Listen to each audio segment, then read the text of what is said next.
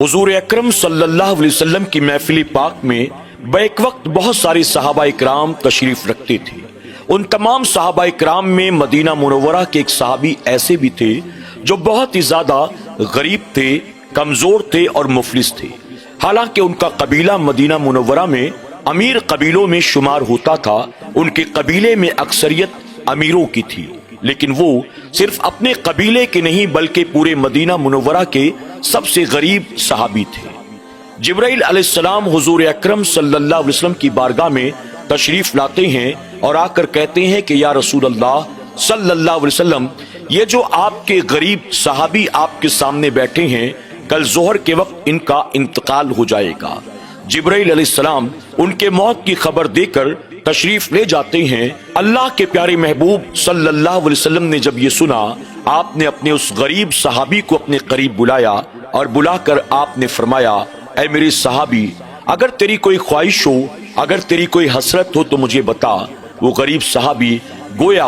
हुजूर अकरम सल्लल्लाहु अलैहि वसल्लम की बारगाह में यूं अर्ज करते हैं, हजारों ख्वाहिशें ऐसी कि हर ख्वाहिश पे दम निकले। या रसूल अल्लाह सल्लल्लाहु अलैहि वसल्लम, मैं कौन कौन सी ख्वाहिशें आपको बताऊं? मैंने गरीबी में आंख खोला, गरीबी में बचपने को गुजारा, गरीबी जवानी में गुजर रही है, मैं कौन कौन सी ख्वाहिशें आपको बताऊं? या रसूल अल्लाह सल्लल्लाहु अलैहि वसल्लम, आपसे कुछ भी ढका छुपा नहीं है, आप तो मेरा सारा हाल जानते हैं। हाँ, अगर आपने पूछ ही लिया है तो मैं सिर्फ इतना कहना चाहूंगा, मैं इतना गरीब हूं कि आज तक मैंने कभी मीठा नहीं खाया। मीठा कैसा होता है मुझे नहीं पता। ऐ आका, आप मुझे अगर मीठा खिला दें, आपका मुझ पर करम होगा। अल्लाह के प्यारे महबूब सल्लल्लाहु अलैहि वसल्लम ने जब ये सुना, आपने तमाम सहाबा को जमा किया। आपने उमर फारूक आजम को बुलाया, मौलाए कायनात को बुलाया, जनाबे उस्मान गनी को बुलाया और बुलाने के बाद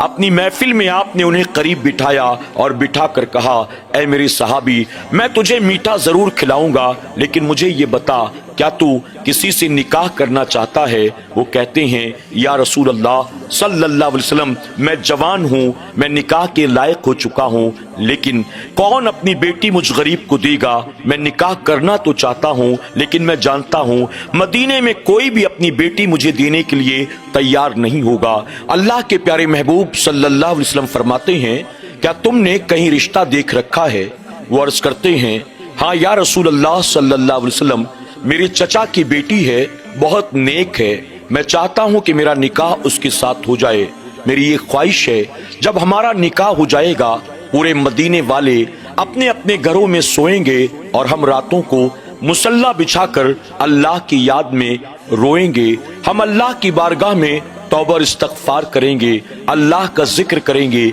अल्लाह की इबादत करेंगे। अल्लाह के प्यारे महबूब सल्लल्लाहु अलैहि वसल्लम ने सहाबा इकराम से फरमाया, अली, तुम इनके लिए मेहर का इंतजाम करो, उस्मान, तुम इनके लिए हलवा तैयार करो और साथ ही इनके वलीमे का इंतजाम करो। आपने एक सहाबी रसूल से कहा, तुम इनके लिए घर का इंतजाम करो। यानी हुजूर अकरम सल्लल्लाहु अलैहि वसल्लम ने तमाम सहाबा इकराम में मुख्तलिफ जिम्मेदारियां तकसीम कर दी और अपने उस गुलाम से कहा, अपनी चचाजाद बहन के घर जाओ और जाकर कहो कि अल्लाह के महबूब सल्लल्लाहु अलैहि वसल्लम ने उनकी बेटी के लिए तुम्हारा रिश्ता भेजा है। अब उस सहाबी अल्लाह के प्यारे महबूब सल्लल्लाहु अलैहि वसल्लम की ज़बान मुबारक से ये बात सुनते हैं, फौरन भागते हुए अपनी चचा के घर पहुंचे, सलाम पेश किया, अल्लाह के प्यारे महबूब सल्लल्लाहु अलैहि वसल्लम का सलाम पेश किया और उसके बाद कहते हैं, अल्लाह के प्यारे महबूब सल्लल्लाहु अलैहि वसल्लम ने आपकी बेटी के लिए मेरा रिश्ता भेजा है। उस सहाबी,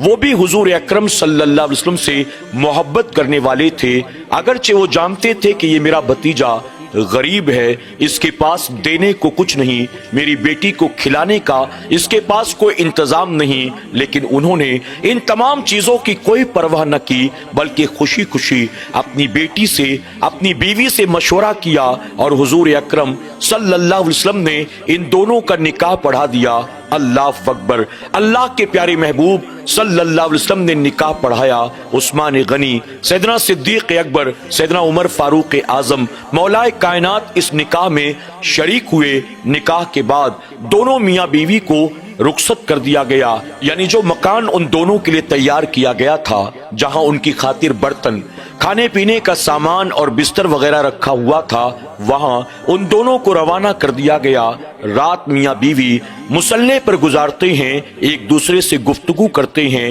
اللہ کا ذکر کرتے ہیں۔ جب صبح فجر کا وقت ہوتا ہے، نماز فجر کے بعد اللہ کے پیارے محبوب صلی اللہ علیہ وسلم ایک صحابی رسول کی اس بات پر ڈیوٹی لگاتے ہیں کہ تم ظہر کے وقت ان کے گھر کے قریب چلے جانا، ان کے گھر کے ارد گرد گھومتے رہنا، عصر کے وقت تک تم انتظار کرنا، ان کے گھر سے اگر ان کی بیوی کی رونے کی آواز سنائی دے فوراً میرے پاس آنا اور آ کر مجھے بتا دینا۔ اللہ اکبر۔ اللہ کے پیارے محبوب صلی اللہ علیہ وسلم نے اپنے ایک غلام کی ڈیوٹی لگا دی، وہ وقت کا انتظار کرتے رہے۔ جب نماز ظہر کا وقت ہوا وہ فوراً ان صحابی کے گھر کے قریب پہنچتے ہیں اور ان کے گھر کے آس پاس کے چکر لگانا شروع کر دیتے ہیں، یہاں تک کہ وہ اپنے کان کو لگا کر رکھتے ہیں کہ ان کے گھر سے جب رونے کی آواز سنائی دے گی مجھے فوراً اللہ کے پیارے محبوب صلی اللہ علیہ وسلم کو جا کر اطلاع کرنی ہوگی۔ وہ ظہر سے لے کر عصر تک ان کے گھر کی گلی کے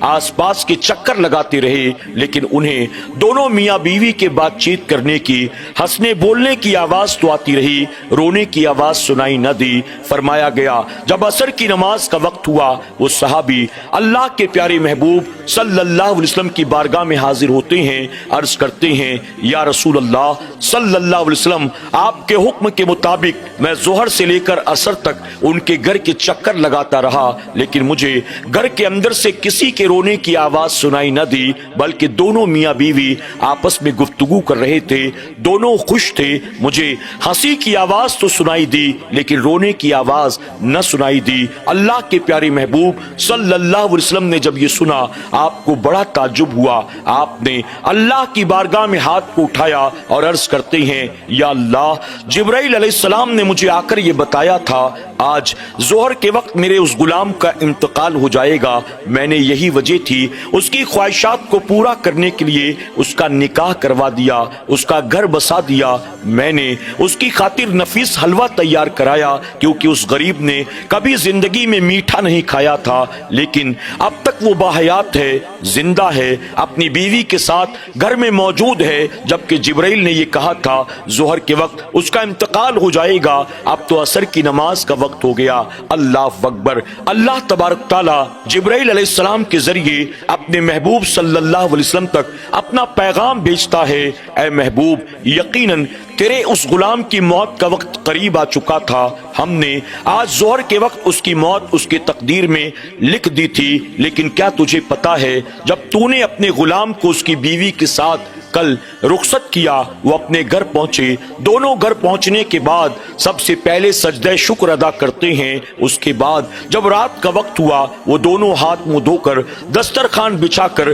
کھانا رکھ کر ابھی کھانے کے لیے بیٹھے تھے، ان دونوں نے ابھی پہلا لقمہ ہی اٹھایا تھا، اچانک دروازے پر ایک سائل آ گیا اور اس نے آواز دے کر کہا میں 3 دن کا بھوکا ہوں، اگر تمہارے گھر میں کچھ کھانے کو موجود ہو تو مجھے کھلا دو، بھوک سے میری جان نکلی چلی جاتی ہے۔ جیسے ہی اس غریب اور بھوکے آدمی نے ان کے دروازے پر آواز دی تیرے غلام نے اپنے ہاتھوں کو روک دیا، اس کی بیوی نے بھی اپنے ہاتھوں کو روک دیا، اس کے بعد تیرے غلام نے اپنی بیوی سے کہا ہم سے زیادہ وہ شخص ضرورت مند معلوم دیتا ہے، ہم 1 دن کے بھوکے ہیں، وہ 3 دن کا بھوکا ہے۔ اس نے پورا دسترخوان اٹھایا اور لے جا کر اس غریب آدمی کو کھانا کھلا دیا، حالانکہ اس نے خود کبھی میٹھا نہیں کھایا تھا، جو حلوہ تم نے عثمان غنی سے اس کی خاطر تیار کروایا تھا وہ حلوہ اور کھانے کی دیگر تمام چیزیں اس نے لے جا کر اس غریب آدمی کو کھلا دی۔ وہ غریب آدمی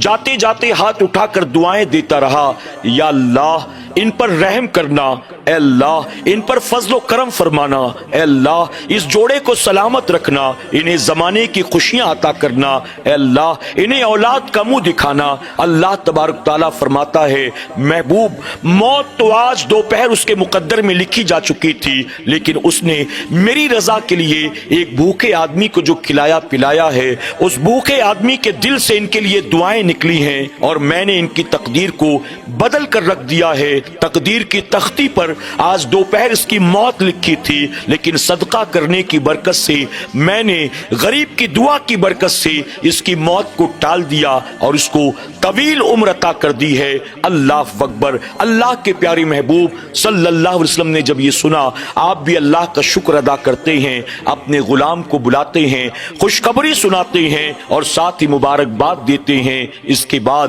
روایتوں میں آتا ہے اللہ تبارک تعالیٰ نے میاں بیوی کو طویل عمر عطا کی، انہیں اللہ نے اولاد بھی عطا فرمائی، اور کل تک جو غریب تھے، مفلس تھے، تنگ دست تھے، اللہ تبارک تعالیٰ نے انہیں ایسی برکتوں سے نوازا ہے، ایسی برکتوں سے نوازا ہے کہ مدینہ منورہ کے سخی گھرانوں میں ان کا گھر بھی شمار کیا جانے لگا۔ اللہ اکبر۔ اللہ تبارک تعالیٰ ہمیں اور آپ کو بھی اپنے ان برگزیدہ اور نیک بندوں کے صدقے اپنی راہ میں خوب صدقہ کرنے، غریبوں کی، کمزوروں کی، بیواؤں کی، یتیموں کی، بیماروں کی، پریشان حالوں کی، بے روزگاروں کی مدد کرنے کی توفیق عطا فرمائے۔ یقین جانے صدقہ بڑی سے بڑی مصیبت کو ٹال دیتا ہے، صدقہ بری موت سے بچاتا ہے، صدقہ رضا الہی کا ذریعہ ہے، صدقہ جہنم کی آگ کو ٹھنڈا کر دیتا ہے۔ ہمیں اور آپ کو چاہیے ہم بھی وقتاً فوقتاً صرف اور صرف اللہ کی رضا کے لیے جو بھی ہو سکے اپنی حیثیت کے مطابق اللہ کی راہ میں صدقہ کیا کریں، بھوکوں کو کھانا کھلایا کریں، مریضوں کی عیادت کیا کریں، کمزوروں کی مدد کیا کریں۔ اللہ ہمیں اور آپ کو عمل کی توفیق عطا فرمائے، آمین یا رب العالمین۔